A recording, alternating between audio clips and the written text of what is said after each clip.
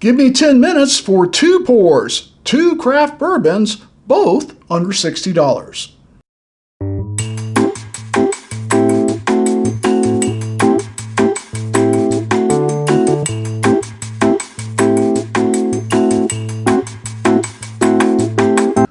Well, you know, I love a good double pour, and tonight we're having 2 Give Me 5s or Give Me 10 or thereabout, right?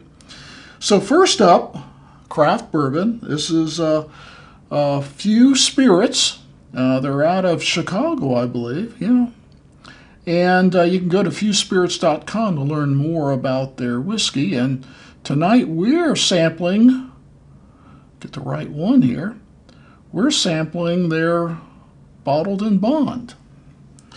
It's 100 proof. It should be at least 4 years old.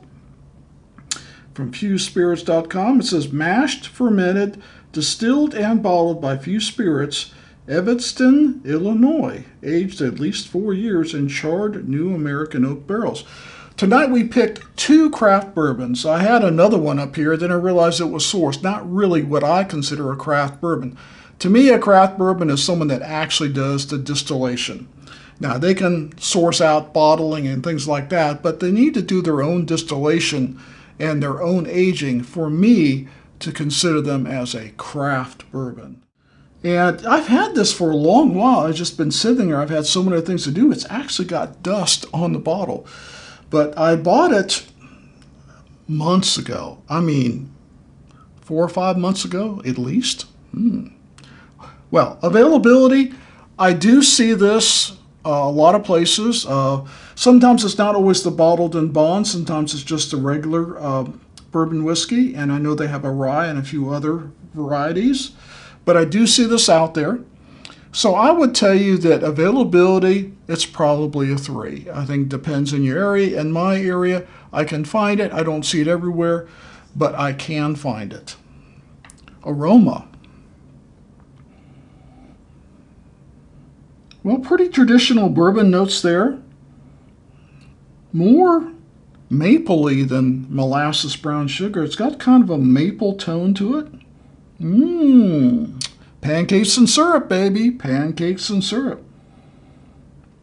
I would say that that's probably a 3.5 stars for the aroma. I'm not noting this down, so I'm going to have to go back and put it in my book. I don't know what I did with my book. 3.5 stars for the aroma. Cheers. Well, that's pretty rich. Got a little spice going on. And that aroma transfers to the palate. I mean, I'm getting really a kind of a maple goodness there. Really pancakes and syrup. With a little bit of cinnamon, other baking spices, nutmeg, cloves. Very fall bakish. Let's take another sip. That's surprising. I know it's not a finished bourbon, but it has got a lot of flavor going on. I had no idea that this Few Bottled in Bond was so good, had so much flavor going on. It's rich, it's bold, it's a little bit sweet, right up my alley. So, I'm going to give it a 4. I'm going to give 4 stars for the taste. This is delicious. And 100 proof, man, I could sip this all night. 4 stars on the taste. Okay, we're back. Got my book. Writing down my notes because I like to be able to go back to them when I review it or come back to it another time. So I said taste 4 stars. I love that kind of fall pastry going on. It's got very good traditional notes. It's a good flavorful bourbon and 100 proof. It's got a very good balance. Gets us to finish. Now on the finish, light baking spices, got some vanilla, maybe a little cinnamon coming back into it. But the problem is it doesn't last very long. It fades pretty fast. So I only gave the finish 3 stars. And that gets us to value. Now I paid $53.99 for a Bottled in Bond 4-year-old. And I think it's an excellent bourbon. Is it worth more than, for example, the Bardstown Origin, which I can find for $49.99, only a few dollars less? I would say I would probably like to see it around the $44, $45 mark versus being over 50. So I'm only going to give it 2.5 stars for the value, because I think with all the competition out there, especially with bottled and bonds, I think it's probably $5 to $10 more than I'd like to see it. But there again, it's not about the taste, it's about the value. So my score, what would I give my score on this? You know, it's kind of dragging down to 3, but I'm going to pump it back up to 3.5 stars, because even though the finish isn't great and it's a little bit pricey, I think, for what you're getting, it is a good bourbon. It is a craft bourbon. It is farm to glass kind of bourbon, and I think a lot of bourbons like that. So when I finish this bottle, I'm gearing on edging. I'm on the edge there. I probably would replace it. Okay. Big Creek Distilling Company. This is a Georgia straight bourbon whiskey, a small batch. They say it's a sweet mash and pot distilled. Sweet mash sounds good. That pot distilled, sometimes that can give you some funky flavors. But it is a wheated bourbon. It was barreled in 2017, bottled in 2023. So a 6-year-old age-stated bourbon, batch 4. The mash bill is corn 75%, wheat 15%, malted barley 10%. If you go to their website, which is bigcreekdistilling.com, they show you the different bourbons they have. But they really don't give you any tasting notes. So we're kind of on our own here. But like I said, I've been reading about their activities and their distillery for a while now, since they're local. So I thought I would give them a try. So availability, because it's a small distillery, a small craft distillery, I'm not sure if you're going to see it outside of Georgia, Tennessee. I believe I did see it last time I was up in Tennessee, but how many states it goes out past that, you know, with small distilleries, crafts, sometimes they just, when they're young like Big Creek is, they're not really out there. So I'm only going to give it a 1.5 stars for availability, because I think you may have to go to someone like Sealbox or Bourbon Outfitters to see if they've got it, if you're not in the South. So aroma. Well, it's got kind of a nutty aroma, I wrote down. A kind of a light brown sugar, not the molasses or maple. You get that wheat smell. Some people call it a funk. To me, it's more like, I always like identify it with Pop-Tarts. When I would smell those, I'm talking about the unfrosted Pop-Tarts. I would smell that Pop-Tart after it came out of the toaster, and you get that, that wheat. That's what it reminds me of. And I get some fruit there. So to me, strawberry Pop-Tarts, oh yeah, right out of the toaster.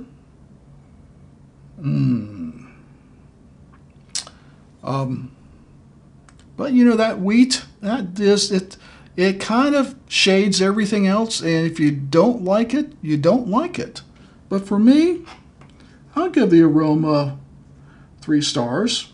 I would like some other than just the strawberry Pop-Tart coming through, but it is pretty nice, so 3 stars. Well, let's get to the taste. Cheers. Well, that nuttiness comes across big time. What was the notes I wrote down? Nutty like peanut butter and jelly. Peanut butter and strawberry jelly. That's what it reminds me of. I've gone from Pop-Tarts, strawberry Pop-Tarts in the smell, to peanut butter and jelly sandwiches. It's fairly sweet. Some mild baking spices come across. I find it more earthy than spicy with that wheat. I think if it had some more baking spices, some more cinnamon and vanilla coming across, it probably would have toned down the wheat a little bit. I'm only going to give it 3 stars. I like the idea of the strawberry Pop-Tart. If it had tasted more like that strawberry Pop-Tart, that richness of the strawberries and the wheat, and then you get those baking followed with some nice baking spices, but it kind of lacked that. That nuttiness seemed to be the prevailing, the peanut butter and jelly kind of nuttiness.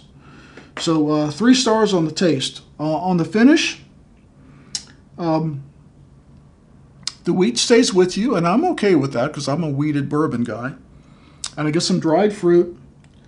And now I pick up some of the baking spices I was missing in the palate or remaining in the finish. And I'm tasting that, and that's kind of what you're left with is some light baking spices.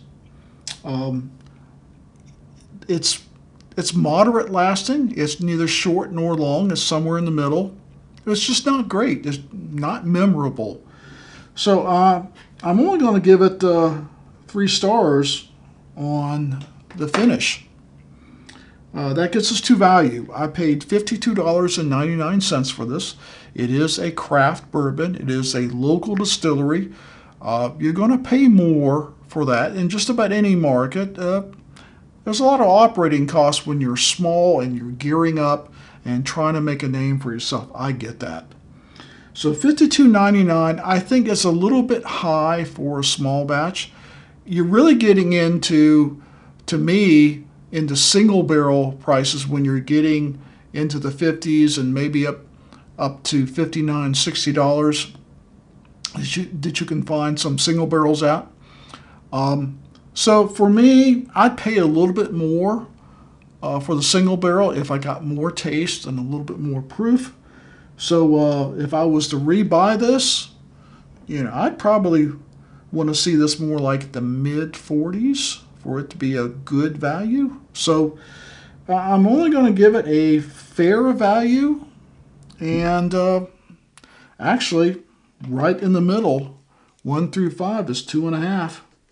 2.5 stars for the value. So that gets us to my score. How much do I like it? I like it.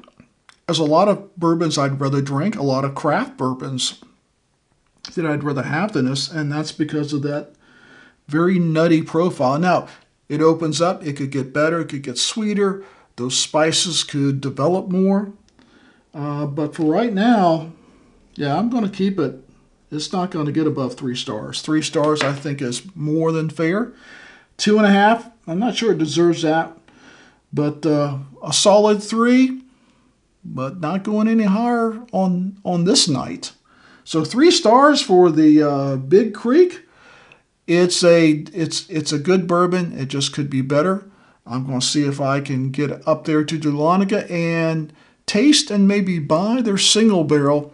And maybe that's what I'm looking for in a bourbon from Big Creek Distilling.